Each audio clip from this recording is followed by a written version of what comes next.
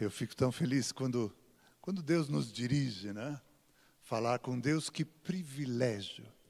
Orar, estar na presença do Senhor, falar com Ele, erguer a voz para falar com Ele. Nós queremos agora abrir uma série nova de pregações sobre oração. Nós queremos falar sobre oração. Eu estou pregando hoje, domingo que vem o pastor Marcos vai estar pregando, depois no próximo daí o pastor Dietmar vai estar pregando, e nós queremos estar colocando o tema oração, experimentando talvez, compartilhando o que nós experimentamos em oração, e animar a igreja, talvez com o que nós vamos estar falando, ensinando aqui, animar a igreja para que a gente possa gastar, ou vamos melhorar esse termo, investir mais tempo em oração. Porque falar com Deus é um privilégio, amém? Mais uma vez, falar com Deus é um privilégio, amém? Ai, que igreja animada aqui, tá bom aqui. Eu gostaria de colocar como título da minha mensagem, desta parte aqui, da minha pregação aqui, oração, um estilo de vida. Por que oração, um estilo de vida? Porque nós temos vários textos que falam de oração. Nós vemos Jesus ensinando que, e tu quando orares, vai para o teu quarto, fecha a tua porta e você sozinho ali com Deus. Só você e Deus ali. Então ali também podemos fazer uma belíssima pregação desse tempo a sós com Deus, desse estar no privado, no particular com Deus. Temos outros textos que Jesus diz, porque onde 2 ou mais estiverem reunidos em meu nome, ali estarei no meio deles. Jesus ensina sobre essa graça, sobre esse favor, de estarmos reunidos em 2, 3 ou como igreja. Como foi tremendo aqui hoje, nós estarmos orando aqui pela Marta e pela mãe do Bruno. Estamos reunidos aqui como corpo de Cristo, unidos numa só voz, concordando. Uma oração de concordância. E assim nós temos vários temas que podemos estar aproveitando e vendo, aprendendo sobre oração. Mas eu quero tentar colocar para nós aqui que oração é mais do que cumprir o ritual de fechar os olhos, entrelaçar os dedos e aí falar alguma coisa.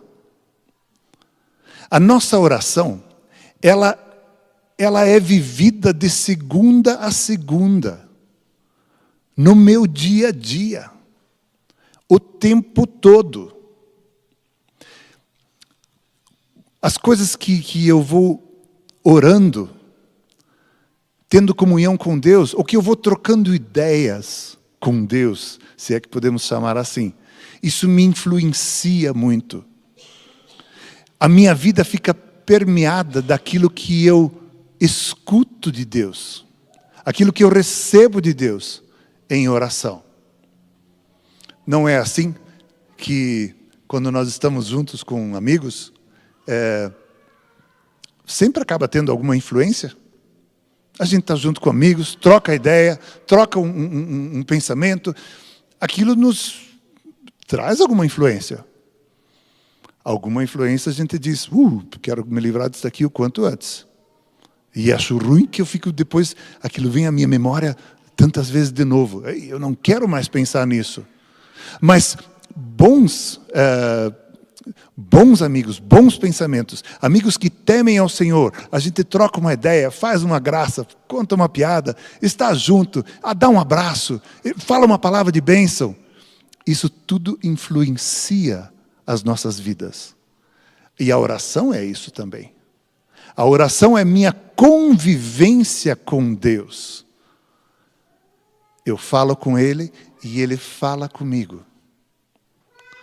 Eu ergo a minha voz, eu verbalizo a minha oração. É muito bom que nós podemos orar em pensamento. Muitas vezes isso é muito necessário.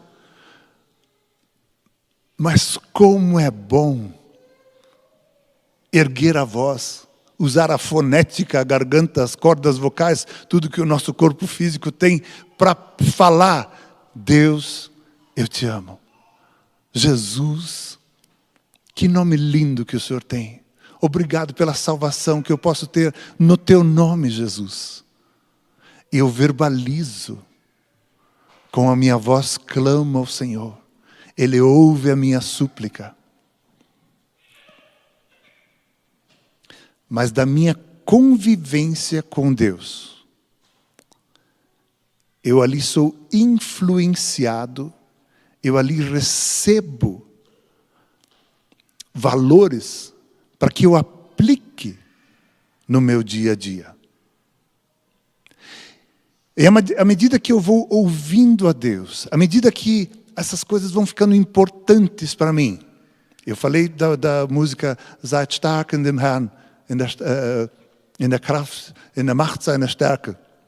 Parece meio repetitivo ali, de Efésios, capítulo 6, versículo 10.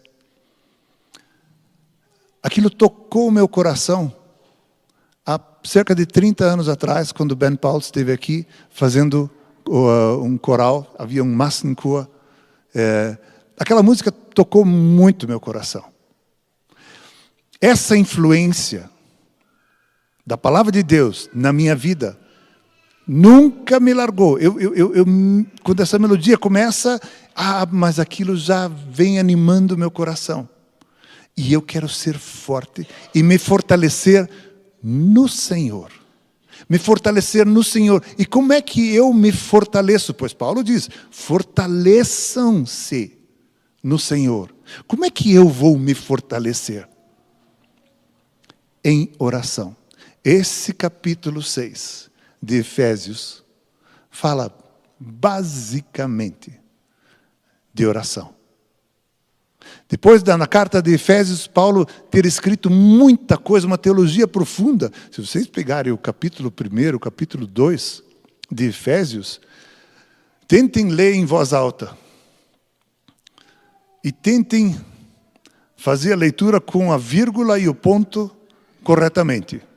Na vírgula, vocês só dão aquela parada sem baixar a voz. No ponto, vocês baixam a voz. Vocês vão ver que não tem ponto aquela frase. Ele fala porque fala e não sei o quê, porque Deus isso, aquilo ali, e é grandioso, e é misericordioso, que Deus esteve sempre atento para nós. E ele fala, e é vírgula, e mais uma vírgula. E aí ele fala, vocês percebem esse pouquinho que eu conheço da parte de Deus? Depois de ele descrever uma porção de coisas, uma teologia profundíssima, em Efésios, capítulo 1, versículo, e capítulo 2. Depois ele fala dos ministérios, da vida da igreja. Depois ele fala da vida familiar, deveres dos pais, deveres dos filhos. E finalmente, agora eu gostaria de ler um texto com vocês. Efésios, capítulo 6, a partir do versículo 10, nós queremos ler até o 20. Quanto mais sede fortalecidos, ou em outras versões, fortaleçam-se. Quanto mais sede fortalecidos no Senhor e na força do seu poder.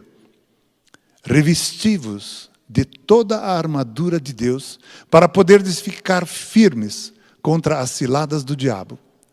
Porque a nossa luta não é contra o sangue e a carne, e sim contra os principados e potestades, contra os dominadores deste mundo tenebroso, contra as forças espirituais do mal nas regiões celestes. Portanto, tomai toda a armadura de Deus, para que possais resistir no dia mau, e depois de teres vencido tudo, permanecer inabaláveis. Estai, pois, firmes, cingindo-vos com a verdade e vestindo-vos da couraça da justiça.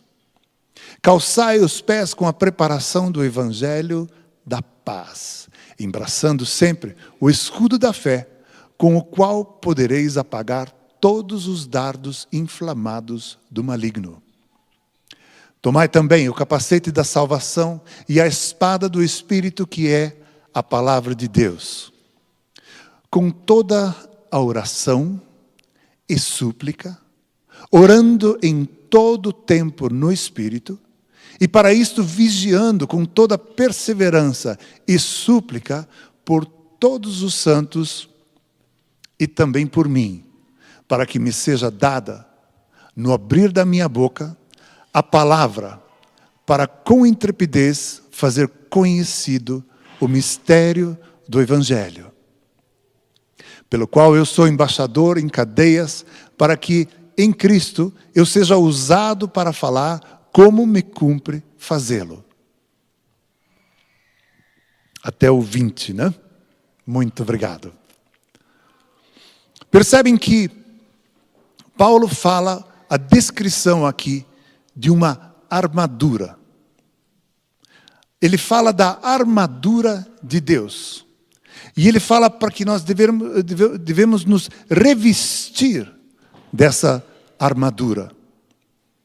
Poxa, quando eu escutei esse ensino pela primeira vez, de manhã, daí antes de sair da cama, agora eu visto as botas do Evangelho e coloco em mim a couraça, também pego para mim o capacete da salvação, e eu fazia quase que um ritual ali para mim sair, porque tem que sair de armadura, café da manhã já tem que sair armado, né?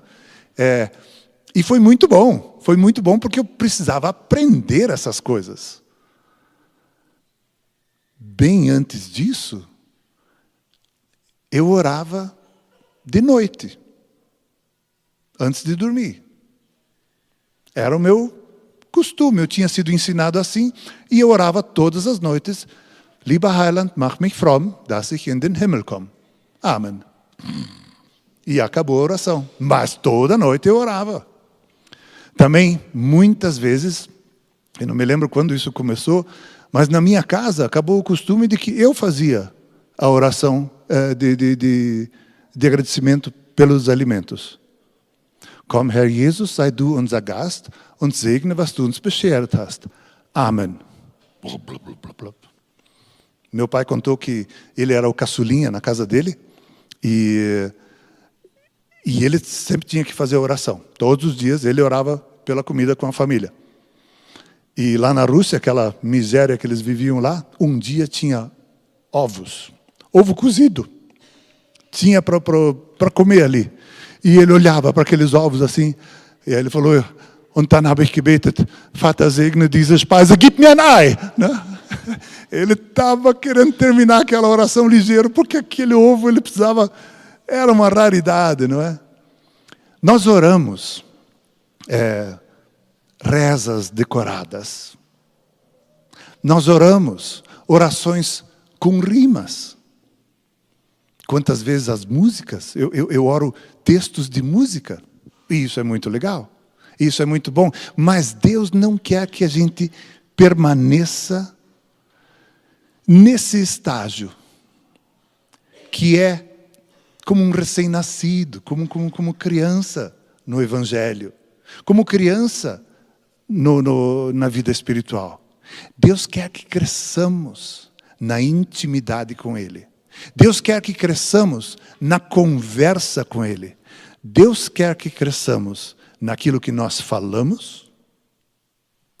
E Deus quer que cresçamos no diálogo com Ele, onde Ele também pode falar e eu escuto. Isso são passos de maturidade cristã. Isso são passos de vida cristã, de intimidade com Deus, desculpe, de perceber a voz dEle. A gente não ouve o timbre da voz dEle, ao menos eu não. Eu não ouço o timbre da voz dEle. Nunca ouvi assim a voz audível. Tem poucas pessoas, existem poucas experiências que ouvem a voz audível de Deus. Jesus mesmo ouviu audivelmente a voz de Deus. Também os evangelhos só reportam poucas vezes que isso aconteceu. A maneira que Deus fala conosco é através do testemunho interior. O testemunho no meu espírito. A testificação no meu espírito. Essa é a maneira mais usual, é a maneira que mais Deus quer falar conosco, usar para falar conosco. A maneira que Ele se comunica. E quando isso começa, puxa, é muito bom ter alguém do lado mais experiente para trocar uma experiência e essa pessoa possa te ajudar a discernir a voz do Senhor. Mas tudo isso é um estilo de vida de oração. Aquilo que você vive lá no teu secreto, o Senhor Jesus até diz, aquilo que você vive lá, Deus te recompensará em público. É quase que aquilo que você fala com Ele só em particular, ele diz, eu vou trazer tudo à tona, vou trazer a público e todo mundo vai saber para a glória de Deus Pai. Deus não vai nunca estar nos envergonhando ou acusando. Isso é papel do diabo. Deus sempre vai estar nos animando, consolando, edificando, indo para frente. Mas eu preciso ter essa vida com Deus. Eu preciso vivenciar a armadura de Deus. Não é como eu falei, não é uma reza que eu me visto com uma couraça, com botas, coloco o capacete e já saio empunhando a minha espada, porque não é isso. Mas eu preciso vivenciar esses valores. A Bíblia traz uma outra situação onde uma armadura foi proposta. Lembram-se da história de Davi e Golias? Quando Davi chega lá naquele exército ali, Golias está ofendendo, está zombando, 40 dias já de zombaria. Ele chega lá com alguns queijos, queria saber dos irmãos, queria dar alguns queijos para o oficial. Ele diz, mas que história é essa aqui? Da onde que esse filisteu incircunciso está afrontando o exército do Deus vivo? Mas isso não tem um dia mais que esse troço acontece. E isso já ficou sabido. E trouxeram ele para Saul. Olha, Saul, tem um rapaz lá que está dizendo que isso é desaforo que ninguém leva para casa, não. E todos os soldados estavam há quanto tempo ali com medo? Traz ele para cá, traz ele para cá. Né? Aí chega aquele piazinho pequeno ali, ruivinho. Em alemão a tradução diz bräunlich und schön. Era um piazinho bonitinho, com seus queijinhos. E Saul diz, o quê? Você quer matar Golias? Mas da onde você quer matar Golias? Davi diz, rei, que ninguém fique aqui com medo desse Golias aqui. Porque quando eu apacentava as ovelhas do meu pai, aparecendo um leão ou um urso, abocanhando uma das ovelhas, eu partia para cima dele. E feria e dava em cima dele. E tirava a ovelha da boca dele. E salvava. Se ele se virasse contra mim, eu dava em cima dele até matar. E se eu matei o urso, matei o leão, não é esse incircunciso aqui que vai sobreviver a isso aqui. É hoje e vai acabar. Saul fica impactado com isso. Vamos ver 1 Samuel capítulo 17, a partir do versículo 10. Aliás, desculpe, do 37. 1 Samuel 17, a partir do versículo 37 até o 47. Saul então disse mais a Davi. Disse mais Davi, o Senhor me livrou das garras do leão e das do urso. Ele me livrará das mãos deste filisteu. Então Saul disse a Davi, vai-te, e o Senhor seja contigo.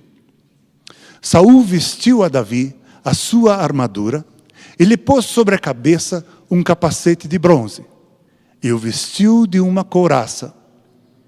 Davi cingiu a espada sobre a armadura e experimentou andar, pois jamais a havia usado. Então disse Davi a Saul: não posso andar com isso, pois nunca o usei. E Davi tirou aquilo de sobre os ombros. Tomou o seu cajado na mão e escolheu para si 5 pedras lisas do ribeiro e as pôs no alforje de pastor que trazia, a saber, no surrão. E lançando mão da sua funda, foi-se chegando ao filisteu. O filisteu também se vinha chegando a Davi e seu escudeiro ia diante dele. Olhando o filisteu e vendo a Davi, o desprezou, porque era moço ruivo e de boa aparência. Disse o filisteu a Davi: sou eu algum cão, algum cachorro, para vires a mim com paus? E pelos seus deuses amaldiçoou o filisteu a Davi.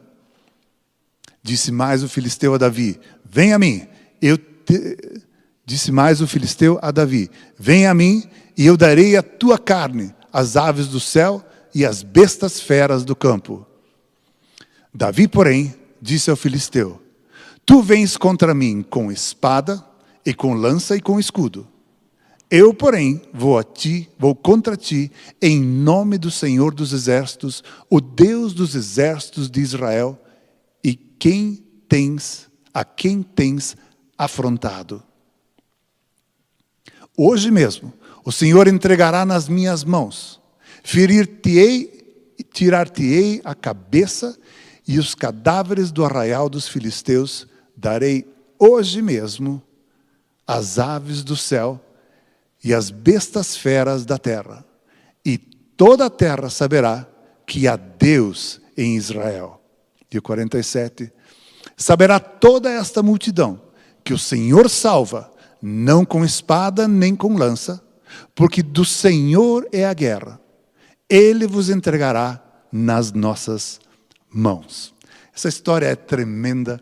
É a maneira que Davi fala, confiando em Deus, sabendo que aqui a vitória vai dar para o Senhor. Alguns dizem assim, né, que Golias chegou tão grande, tão monstruoso para aquele pequeno Davi. E Davi, você não tem medo? Uma cabeça desse tamanho eu não vou errar nunca, né? Era certinho que ele iria acertar. E ele mandou uma pedrada, a pedrada cravou na testa de Golias. Com isso, Golias tombou e foi feita a vitória de Deus. Davi correu até lá, pegou aquela espada de Golias, uma espada enorme ainda, e com isso cortou a cabeça de Golias e sacramentou essa morte. E os filisteus se mandaram, e o exército de Israel atrás, e foi um dia de grande vitória. Mas percebam que Saul ofereceu a sua própria armadura para Davi. Qual que é a diferença agora dessa armadura com a qual ele tinha oferecido para Davi lutar?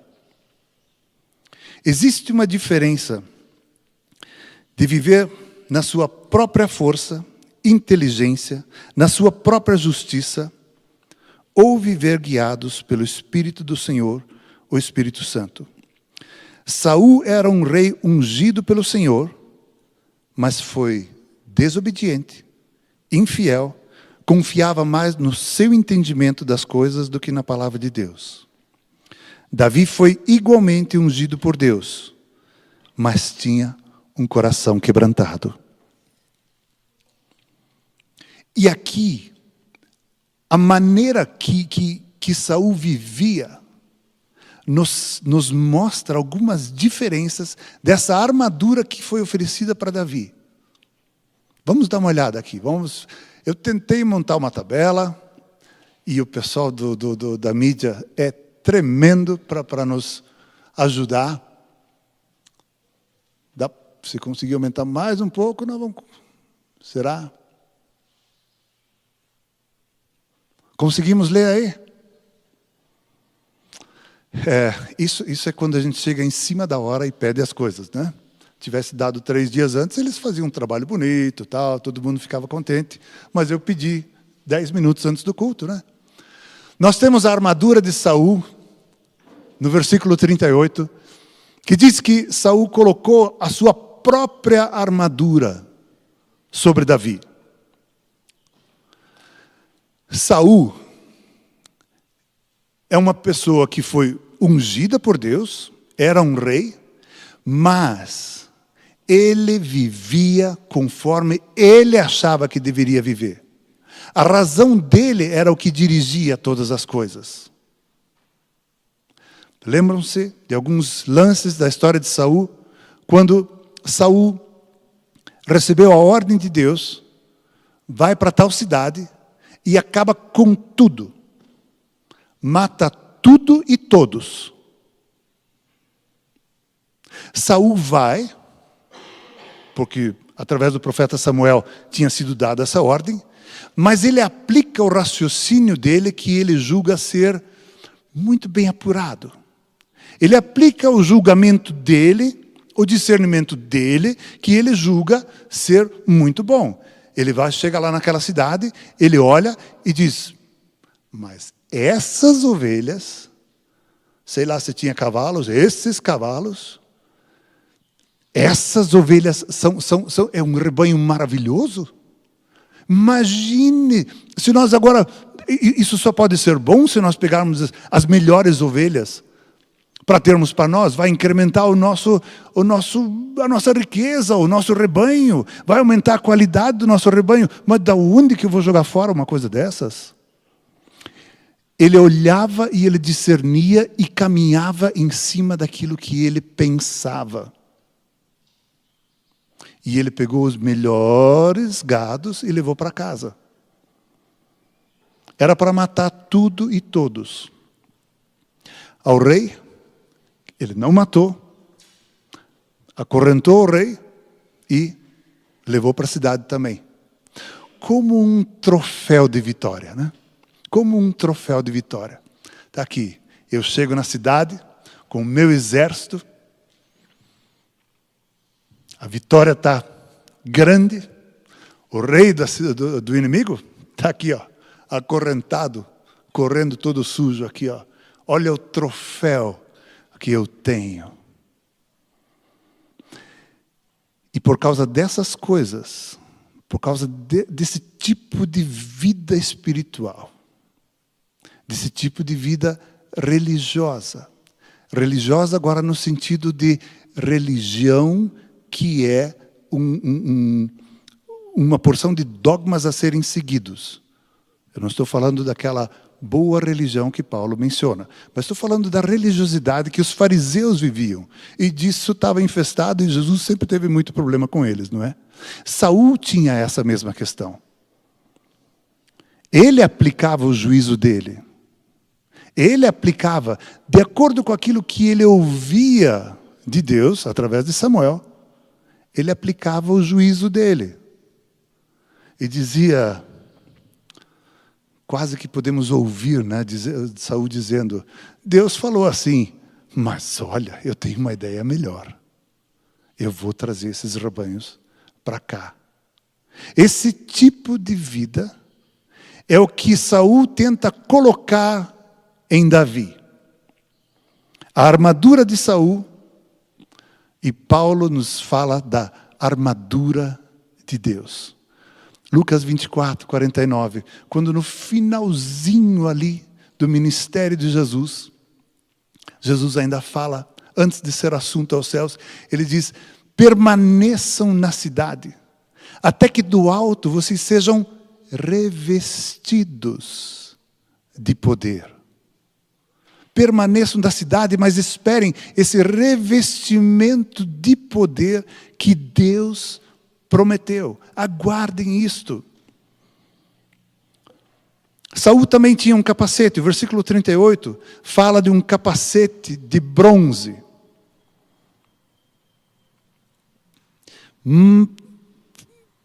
Bronze é um metal, sem dúvida, que é um metal bom, forte, bonito. Mas a Bíblia, quando fala algum metal querendo simbolizar a divindade, a Bíblia fala de ouro. O ouro representa a divindade, algo que é celeste, puro. Saul, o máximo que ele pôde oferecer foi um capacete de bronze. Paulo, ele diz para vestirmos o capacete da salvação, para nós estarmos firmes na nossa salvação. Já contei para vocês que eu me converti umas 15, 16 vezes antes de ter tido uma experiência de novo nascimento. O bom é que até hoje eu me converto. Já sou pastor há não sei quantos anos, e quantas vezes eu entrego minha vida para Jesus. E novamente eu digo: Jesus, eu entrego a minha vida para Ti. Entra no meu coração. Jesus, eu já sei que Ele mora no meu coração, mas eu quero entregar a minha vida novamente. Eu quero deixar isso bem firmado novamente. E quero novamente dizer: Jesus, Tu és o Senhor da minha vida. Tu és o meu dono. Tu és o meu Salvador. Eu Te amo. E Jesus, quantas vezes? Quantas vezes durante esse ano? Quantas vezes você já se converteu na vida? Quantas vezes você já entregou a sua vida durante a tua oração, teu tempo a sós com Deus? Quantas vezes você falou: Jesus, está aqui o meu coração. Obrigado que eu já sou filho, filha de Deus, transformado por Ti há tantos anos. Mas eu quero novamente dizer para Ti que eu pertenço a Ti. O capacete da salvação. Saul tinha uma couraça. Paulo nos diz para usarmos a couraça da justiça. Saul tinha uma couraça. Toda vez que nós queremos nos defender com os nossos valores humanos, humanistas, com os nossos valores que podemos produzir da nossa própria cabeça, nós vamos ter o limite da proteção que Saul podia oferecer aqui. A nossa justiça, que precisa ser uma couraça que protege a nossa vida, precisa estar baseada no Senhor. A justiça que precisamos exercer de segunda a segunda, conforme eu falei lá no início. Os valores que nós vivemos, a oração como estilo de vida, a justiça que nós exercemos precisa ser baseada no Senhor, na misericórdia do Senhor. Não na minha própria justiça. Paulo, ele diz inclusive que a nossa própria justiça são trapos de imundícia. Se eu não te convenci antes de você se converter algumas vezes ainda, quem sabe agora, sim, né? Os nossos atos de justiça, justiça própria, são como trapos de imundícia. Nós precisamos sempre de novo ser renovados pelo Senhor, renovados pela palavra, renovados pelo louvor, renovados pela comunhão. Que privilégio falar com Deus, porque todas essas coisas vão acontecendo enquanto eu estou em comunhão com meu Pai. Eu estou em comunhão com Deus, eu estou em comunhão com Jesus, eu estou em comunhão com o Espírito Santo. E eles podem derramar sobre a minha vida a graça, o amor, a direção. A diferença de Saul é essa religiosidade que nos quebra. A nossa religiosidade que nos amarra. A nossa religiosidade que nos deixa com passos pesados. Para a liberdade fostes chamados. A couraça da justiça é aquela que sai da oração e que ela vem para mim. Ontem à noite, quando eu tinha terminado os meus esboços, estava o Eugen e a Gabi ainda em casa. Falei, deixa eu trazer essa pregação para vocês aqui, porque ao menos eu já prego ela uma vez e amanhã eu consigo fluir um pouco mais. E aí conversamos sobre essa história toda. E aí, quando chegamos nesse ponto, o Eugen falou, puxa vida, Saul colocou a couraça dele em Davi. Bom, aqui está grande, lá está apertado. Não sei se Davi era mais pançudo, o Saul era mais pançudo, mas não é assim aquela coisa que veste bem. A armadura que Deus vai nos colocando através da vida em comunhão com Ele. Essa armadura serve bem para a minha vida.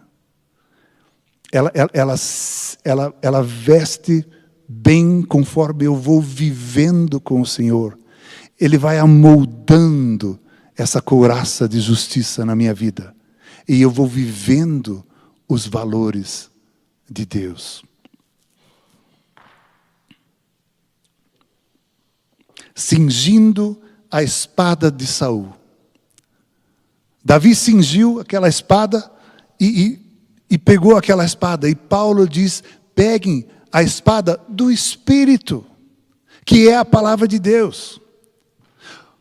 Manusear a palavra de Deus, ler a palavra de Deus, folhear, às vezes gastar tempo em pequenos poucos versículos, e às vezes gastar tempo em volume de leitura, mas tudo isso faz com que a nossa agilidade com a espada seja cada vez melhor. Como é bonito ver quando um açougueiro bem treinado pega aquelas adagas ali, aqueles facas grandes ali, e chop, chop, chop, chop, chop. Eu tinha uma faca que estava cega, que era uma barbaridade, né? O perigo era da gente fazer tanta força com aquela faca e assim se cortar. Ah, Lucas, eu tenho uma faca aqui que está ruim que só. Podemos afiar? Ah, venha um dia lá, tal. Marcamos uma hora que ele também podia e fomos lá. Eu quero aconselhar a todos vocês irem lá na casa do Lucas. Não precisam levar uma faca para afiar, mas se quiserem, ele também faz isso, porque ele é um bom moço. Mas vocês vão atrás da casa deles. Ali tem um pequeno quartel-general, montado, uma forja, uma prensa, lixadeiras. Ele faz facas ali, que é um terror, eu ia dizer. Mas é uma beleza, é uma lindeza aquilo ali. Ele faz cada faca e faz os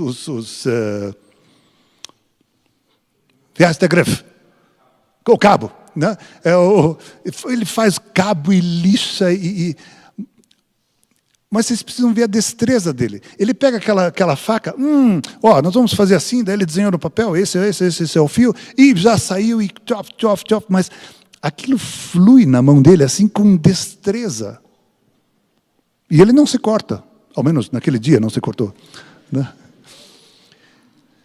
Assim nós precisamos ter a destreza de usar a espada do Espírito, que é a palavra de Deus.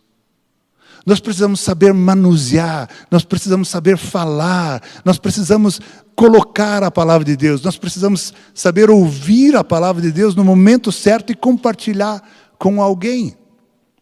Quando a Priscila leu esse Salmo 18, eu percebi na hora, esse é o Salmo que nós precisamos proclamar para a vida da Marta.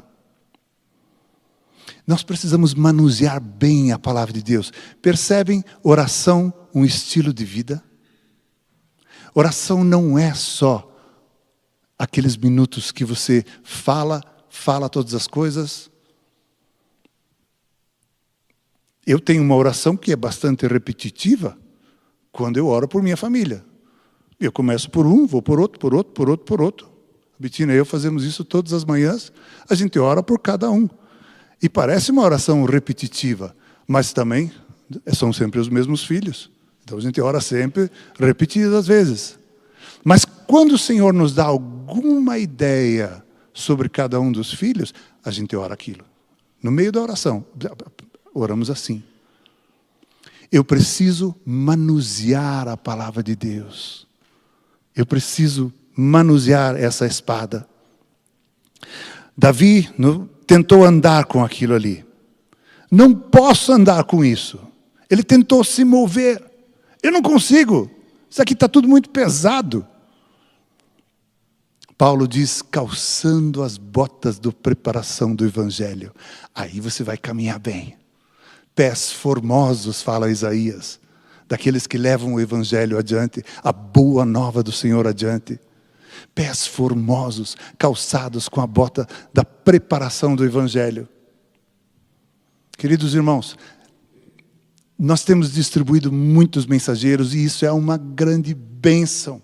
E nós fazemos viagens e saímos por aí e levamos mensageiros para tantas pessoas. Isso é muito bom.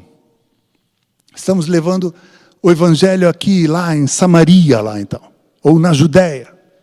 Ou levamos, sei lá, até os confins da terra. E Jerusalém? Como é que está o nosso evangelismo aqui em Vitmarsum? Como é que está o meu evangelismo pessoal para que as pessoas venham para a igreja? Aqui em Vitmarsum. Para que as nossas fileiras aqui estejam de pessoas cada vez mais salvas. Eu gosto de levar mensageiros lá para fora. Mas eu sei que eles lá não vêm para cá. Então eu preciso trazer alguma outra estratégia. Mas eu preciso levar a palavra da salvação que há em Jesus Cristo aqui no número 1 até o número 5, passando pelo centro e Vila Galinha. Nós precisamos trazer as pessoas para Jesus. Da nossa Jerusalém aqui. Calce as botas dessa preparação do Evangelho. Não deixe de levar mensageiros lá para fora. Mas veja que nós aqui precisamos evangelizar os nossos companheiros de colônia aqui. O que é que está faltando? Se nós compararmos agora, tivemos a descrição da armadura de Saul e tivemos a descrição da armadura de Paulo. Qual é o item que está faltando na armadura de Saul? Se vocês conseguem visualizar, o escudo. O escudo da fé, com o qual apagareis os dardos inflamados do inimigo. O escudo da fé. A armadura de Saul não tem escudo. A armadura de um viver religioso pela religiosidade em si, uma armadura farisaica, podemos chamar assim, ela não tem fé. Saul era um homem que não tinha fé. Porque para obedecer à palavra de Deus, não basta somente ouvir. Saul ouviu. Mas ter fé que essa palavra há de se cumprir e precisa ser cumprida, como eu falei do exemplo que era para matar tudo e todos, e ele preservou os melhores animais. Faltou fé para Saul. Saul não era um homem de fé. Saul era um homem que cuidava da sua própria imagem. E uma armadura dessas, de quem cuida da sua própria imagem, uma armadura dessas que não tem esse desejo de obedecer ao Senhor, de andar nos caminhos dEle, e de poder ouvir e executar a palavra de Deus. Essa é uma vida sem fé, sem andar em fé, sem exercer fé, sem agir em fé. E Paulo diz, usem o escudo da fé, porque os dardos inflamados do inimigo vão ser abatidos com a tua fé. Eu até citei como exemplo antes que quando estamos juntos com alguém, isso nos influencia. E às vezes eu tenho coisas ruins que eu escutei. E o inimigo fica lançando essas ideias na nossa cabeça, que é uma coisa horrível. Durante o dia todo. Escutou uma piada indecente, aquilo parece que fica o dia inteiro ainda martelando na nossa cabeça. Mas com o escudo da fé, eu posso estar exercendo fé. Senhor, eu não quero essa lembrança. Senhor, caia por terra essa lembrança. Senhor, renova minha mente conforme está em Romanos 12. Senhor, eu quero de Ti. Com essa fé, eu abato. Eles caem por terra. Esses dardos inflamados, que o inimigo sabe como lançar, sempre aqui na nossa cabeça, né? É sempre aqui. Mas com a fé, eu posso derrubar esses dardos inflamados. Irmãos, oração